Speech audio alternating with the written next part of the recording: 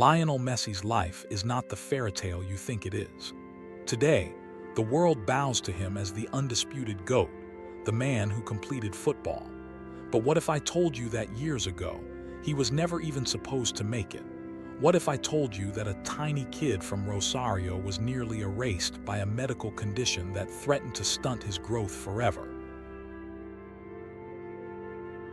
From a poverty-stricken neighborhood in Argentina to a record-breaking miracle in Barcelona, this is not just a story of talent. It is a story of survival. It is the story of a boy who was too small to play, yet too gifted to ignore. Most people see the trophies and the 91-goal years, but they don't see the needles in his legs every night. They don't see the heartbreak of losing the one person who believed in him first. Before the world knew his name, Lionel Messi had to fight just to stand tall. This is the journey of how a flea became a king.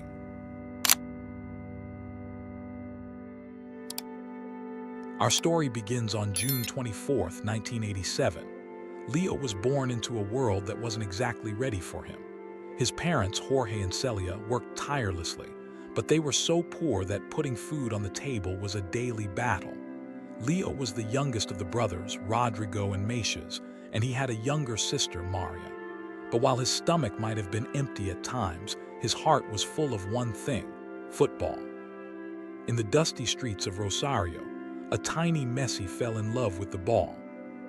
Because of his size, the neighborhood teams wouldn't even look at him, until Grandma Cecilia stepped in. During a local match with the team losing 1-0, she demanded the coach put her grandson in.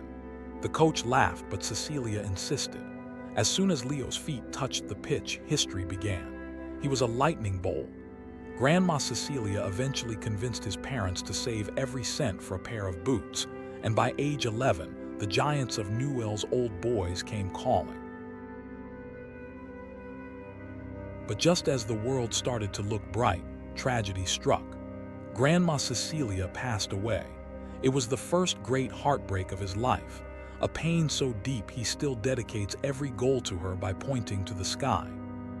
But the bad news wasn't over. At age 13, Leo's parents noticed he wasn't growing. He stayed under 5 feet tall. The diagnosis was a shock: growth hormone deficiency. The cure existed, but the injections were expensive, far beyond what his family could afford. His dream was dying before it even started.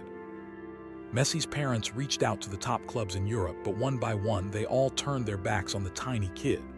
They saw the medical bills, not the talent, until one club saw the spark: FC Barcelona.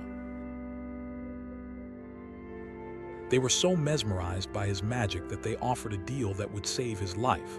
They would pay for his medical treatment if he signed for the La Masia Academy. It was a no-brainer. Within days, Messi was packing his life into a suitcase. But before he boarded that plane, he had one final goodbye. He had met the love of his life, Antonella. It was love at first sight, and though he was leaving for a different continent, he made her a promise: "I will come back for you." In Barcelona, the coaches realized immediately that they hadn't just signed a player, they had signed a phenomenon. By 2003, at just 16 years old, Messi made his debut against Porto.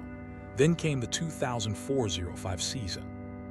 Against Albacete at the legendary Camp Nou, the world watched as a long-haired kid chipped the keeper for his first professional goal. The assist came from his mentor, Ronaldinho. A new era had begun. When Pep Guardiola arrived in 2008, everything changed. Ronaldinho was gone, and Messi inherited the iconic number 10. Pep built a system that put Messi at the heart of the universe. The results: a historic treble. Messi's header in the Champions League final against Manchester United proved he could dominate even in the air. That season, he bagged 38 goals and was crowned the best player on the planet with his first Ballon d'Or.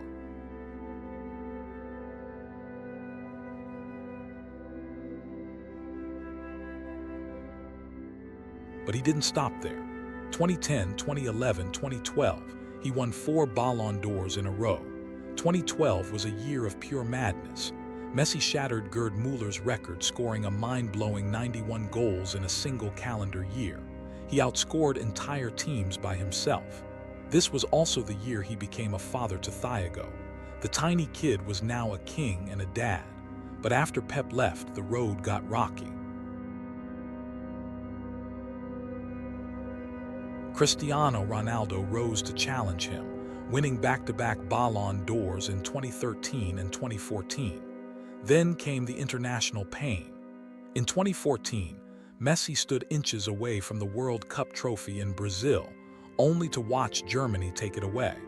He won the Golden Ball, but he left in tears. The years that followed were a test of Messi's soul. Back-to-back Copa America final losses in 2015 and 2016 led many to call him cursed. At Barcelona, European exits became a nightmare, quarterfinal after quarterfinal. In 2020, his idol Maradona passed away, and the world seemed darker than ever. But in 2021, the curse finally broke. In the heart of Brazil, Messi and Argentina lifted the Copa America. He had finally won for his country. But the joy was short-lived. In a shocking twist that broke the football world, Barcelona's financial ruin meant they couldn't pay him.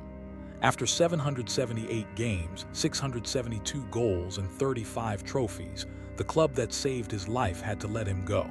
Messi left in tears, headed for Paris. But destiny had one final chapter. The 2022 World Cup in Qatar. Messi announced it was his last dance. The world watched a chaotic 3-3 final against France, and when the final penalty went in, the debate was over. Lionel Messi was a world champion. Grandma Cecilia's boy had done it.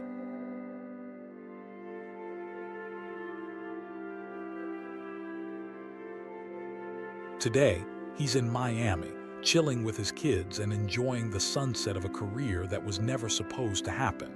He proved that no matter how small you start, you can become the biggest thing the world has ever seen.